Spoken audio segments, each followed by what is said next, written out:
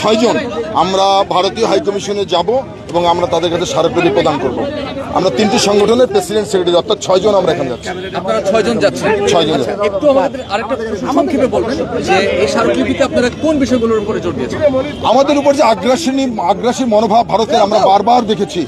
বিশেষ করে এই গত কয়েকদিন আগে যে আমাদের সহকারী হাইকমিশন আগরতলা, সেখানে যে ন্যাক্কারজনক হামলা, আমাদের পতাকার অবমাননা এবং ভারতের মিডিয়াতে যা ইচ্ছা ভাবে আমাদের অপপ্রচার হচ্ছে, মিথ্যাচার করছে, আমরা এই মিথ্যাচারের বিরুদ্ধে আমরা প্রতিবাদ জানাতে এখানে। পুলিশি বাধার মুখে যেতে পারলেন না নাকি আসলে আপনারা এখান থেকে শেষ করে দিয়ে স্মারকলিপি দিতে যাচ্ছেন? আমরা শান্তিপ্রিয় একটি রাজনৈতিক দলের 3টি অঙ্গ সহযোগী সংগঠন।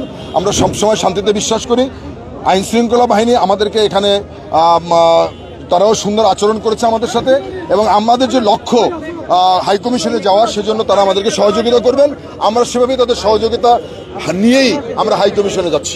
আমরা চেষ্টা করেছি হাইকমিশন বরাবর যাওয়া পর্যন্ত, কিন্তু জানেন বাংলাদেশের যে স্বাধীন সার্বভৌমত্ব এবং আমাদের প্রশাসন তারা আমাদের আশ্বস্ত করেছে যাতে আমরা এখানে শান্তিপূর্ণ অবস্থান করি, এবং আমাদের যে মেসেজ ভারতীয় বন্ধুদের উদ্দেশ্যে যে আমরা পার্শ্ববর্তী দেশ হিসেবে আমরা তাদের শত্রু না, কিন্তু তারা যদি তাদের শত্রুতাপূর্ণ মনোভাব রাখে আমাদের তো সেই ক্ষেত্রে প্রস্তুত থাকতে হবে।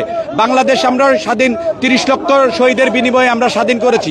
বাংলাদেশ রক্ত দিতে জানে, কোনো ধরনের উস্কানি, কোনো ধরনের হুমকি বাংলাদেশ ভয় পায় না। আমরা সর্বদা প্রস্তুত, বাংলাদেশের 20 কোটি মানুষজন সবসময় প্রস্তুত বাংলাদেশের স্বাধীন সার্বভৌমত্ব দেশ রক্ষা করার জন্য। তো ভারতের বন্ধুদের আমরা উদ্দেশ্য করে বলতে চাই, আমরা সবসময় বন্ধুত্বপূর্ণ সম্পর্ক চাই দু দেশের মধ্যে।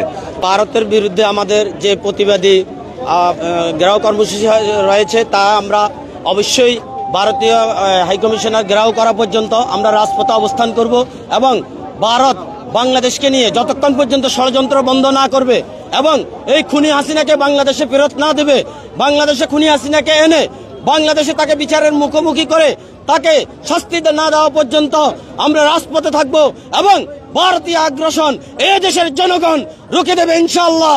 খালেদা জিয়া এবং দেশ নায়ক তারেক রহমানের নেতৃত্বে এই দেশের জনগণ গণতন্ত্র রক্ষায়, দেশের প্রতি ইঞ্চি মাটি এবং স্বাধীনতা সার্বভৌমত্ব রক্ষায় এই দেশের জনগণ ঐক্যবদ্ধ আছে।